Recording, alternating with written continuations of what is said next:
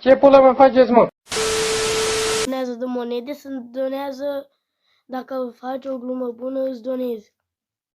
E o fată care primește de la un băiat, un trandafir și zice băiatul către fată: când o să se ofilească trandafirul, o să fii iubita mea. Și face ea: dă trandafirul din plastic.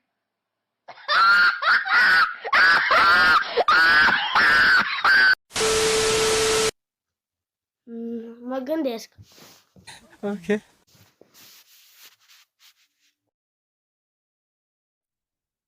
Stai un pic că am oprit live ca să intru cu tine, că nu mă lasă să intru cu tine. Stai un pic ca să mi se facă ăsta. Ca să-mi intre niște oameni pe live, scuze. Ai 3 secunde la... De ce trece găina stradă? Ca să nu râdă celelalte de ea. What the fuck, boy? Mi-a zis unul că e cu glumă că îmi donez. Hai, e bună? Mi-a donat, te pup!